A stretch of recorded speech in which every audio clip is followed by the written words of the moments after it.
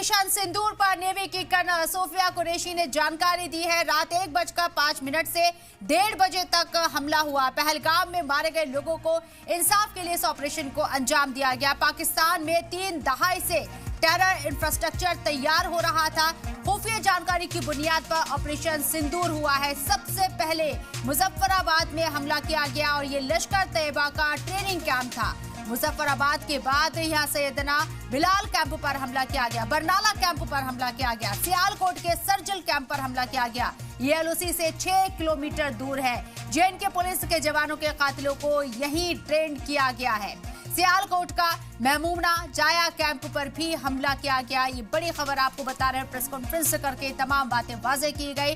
पाकिस्तान से उसकी करनी का बदला लिया गया। जिस तरीके से दहशतगर्दों के जरिए पहलगाम अटैक को अंजाम दिया गया, उसका बदला यहाँ भारतीय सेना ने ले लिया है, हिंदुस्तानी फौज ने लिया है और बाकायदा ये पूरी स्ट्राइक की गई है। घर में घुसकर दुश्मनों को नेस्ता नाबूद किया गया। मॉक ड्रिल की तस्वीरें आपको दिखा रहे हैं क्योंकि आज तमाम रियासतों के अंदर 295 जगहों पर मॉक ड्रिल का इनेकाद किया गया। एक प्रैक्टिस की गई कि किस तरह की सूरत हाल रहती है, ऐसे में कितनी तैयारी हमारी होनी चाहिए और किसी तरह का पैनिक क्रिएट ना हो अगर अचानक से ऐसे हालात बनते हैं। हालांकि आज हमने पाकिस्तान को उसकी सरजमी पर मौजूद दहशतगर्दों को यह करारा जवाब दिया है और ये सबक सिखाया है। इसके बाद भी अगर किसी तरह की हिमाकत की जाती है तो हम जमीन से लेकर आसमान तक पूरी तरह से तैयार है और दुश्मनों को बख्शा नहीं जाएगा।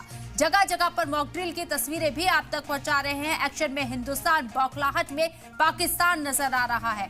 मॉक ड्रिल के जरिए तमाम हालात को एक बार फिर से चेक करने की कोशिश की। अगर किसी तरह की सूरत हाल यहाँ पैदा होती है, जंग जैसे हालात पैदा होते हैं या फिर कुछ ऐसा होता है जिसमें लोगों को घबराहट हो सकती है, तो सबसे पहले पैनिक क्रिएट ना हो उसके लिए लोगों को ट्रेन किया जाए। लोग किस तरीके से अपनी हिफाजत करें, कोई इमरजेंसी होती है तो किस तरीके से पूरा जो एक अमला है वो तैयार रहे और कितनी ताकत के साथ इन तमाम चीजों को स्मूथली आगे बढ़ाया जा सकता है, इसकी आज प्रैक्टिस हुई। मॉक ड्रिल की गई। 295 शहरों के अंदर ये मॉक ड्रिल की गई है। अलग अलग जगह की तस्वीरें लगातार सामने आ रही है। पहलगाम में दहशतगर्दों ने कायराना हमला किया और उसका बदला हमने आज यहाँ एयर स्ट्राइक करके लिया है। तो आपको बताएं कि आतंकवादियों के 9 ठिकानों के ऊपर 7 शहरों में स्ट्राइक की गई है। बिल्कुल सटीक निशाना लगाया गया। बहुत ही वेल प्लान तरीके से इस पूरी कार्रवाई को अंजाम दिया गया। टारगेट करके यहां दुश्मनों को नेस्तनाबूद किया गया है। पाकिस्तान के अंदर ना किसी सिविलियन को यहां पर किसी तरह का नुकसान पहुंचाया गया, ना ही किसी तरह की आर्मी को यहां पर नुकसान पहुंचाया गया है और सीधे तौर पर दहशतगर्दों की कमर तोड़ी गई है। क्योंकि यहां से जिस तरीके से लॉन्चिंग पैड बनाए गए थे और दहशतगर्दाना वारदात जो कि पिछले कई रोज से लगातार हो रही हैं, उसके बाद यहां हिंदुस्तान ने पूरी हिकमत अमली तैयार की। हमारी सेना के जरिए, हमारी आर्मी के जरिए पूरी ताकत के साथ, पूरी सूझबूझ के साथ इस पूरे प्लान को एग्जीक्यूट किया गया और स्ट्राइक के जरिए 100 से ज्यादा, अब तक जो खबर निकलकर सामने आ रही है, 120 से ज्यादा दहशतगर्दों को नेस्ता नाबूद कर दिया गया है। मसूद अजहर खूंखार आतंकवादी और जिस तरीके से वो रोता हुआ नजर आया अपने परिवार के लिए, यहाँ एक सबक यहाँ आतंकवादियों को सिखाया गया कि हिंदुस्तान के अगर किसी परिवार पर आपने हाथ डाला तो उसका बदला लिया जाएगा। नंबर ऑफ रेशियो आप देखिए, यहाँ 26 लोगों को हलाक किया गया था पहलगाम में टीआरएफ के दहशतगर्दों के जरिए, जो कि लश्कर की मुआविन जमात है और यहाँ काम कर रही थी। उसकी कमर तोड़ते हुए यहाँ 120 से ज्यादा दहशतगर्दों को इस ऑपरेशन सिंदूर में नेस्तनाबूद किया गया है। 1 सिविलियन हिंदुस्तान का और 4 यहाँ दहशतगर्द पाकिस्तान के मारे जाएंगे अगर दोबारा आंख उठाकर देखी गई। तो ये मैसेज बहुत साफ कन्वे किया गया। ऑपरेशन सिंदूर अपने आप में बहुत बड़ी कहानी, बहुत बड़ा मैसेज देता है। हिंदुस्तान की सरजमी पर जिस तरह से यहाँ के लोगों का सिंदूर उजाड़ने की कोशिश की गई, 26 मर्द हजरात को मजहब पूछकर मौत के घाट उतारा गया। ऑपरेशन सिंदूर के जरिए वहां मैसेज दिया गया कि किस तरीके से यहाँ अटैक हो सकता है और माकूल जवाब दिया जा सकता है। आज इसकी तस्वीर पूरी दुनिया ने देखी है। दहशतगर्द के खिलाफ हिंदुस्तान के साथ पूरी दुनिया खड़ी हुई है और पाकिस्तान एक बार फिर से अलग थलग पड़ता हुआ नजर आ रहा है। अब तक राग अलापने वाला पाकिस्तान कि दहशतगर्द उसकी सरजमी पर नहीं है, वो खुद विक्टिम है। उसकी सरजमी पर घुसकर ही इंटरनेशनल आतंकवादी डिक्लेयर मसूद अजहर को यहाँ बड़ा खामियाजा उठाना पड़ा। मसूद अजहर का स्टेटमेंट कि काश वो इस हमले में मर जाता, क्योंकि उसका परिवार इस हमले में, इस स्ट्राइक में मारा गया है। 14 लोग उसकी फैमिली के मारे गए हैं। खुद ये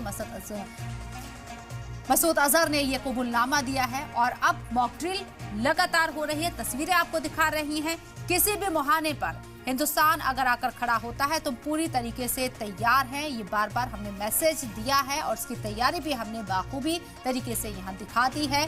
पाकिस्तान किस तरह की हिमाकत करेगा, क्योंकि पाकिस्तान के यहाँ मिनिस्टर्स के जरिए कहा गया है कि अगर हिंदुस्तान दोबारा से किसी तरह की कार्रवाई करता है तो पाकिस्तान चुप नहीं बैठेगा। जबकि हमने पाकिस्तान के ऊपर कार्रवाई नहीं की, पाकिस्तान की सिविलियन के ऊपर कार्रवाई नहीं की, पाकिस्तान की आर्मी के ऊपर कार्रवाई नहीं की है। हमने पाकिस्तान के दहशतगर्दों के ऊपर कार्रवाई की है जिन्होंने हिंदुस्तान में खून बहाया है। अगर ऐसे में पाकिस्तान किसी तरीके से रिटेलिएट करता है तो हम पूरी तरीके से तैयार है।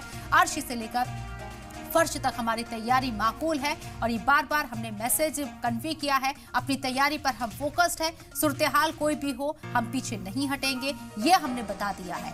और जिस तरीके से 15 दिन बाद ये एयर स्ट्राइक की गई है, पाकिस्तान की सरजमी पर मौजूद दहशतगर्दों को नेस्तनाबूद किया गया। 120 से ज्यादा दहशतगर्दों को यहाँ हलाक किया गया है। ये बहुत बड़ा एक सबक है उन दहशतगर्दों के लिए जो पाकिस्तान की सरजमी पर बैठकर हिंदुस्तान के खिलाफ नापाक मंसूबे पालते हैं।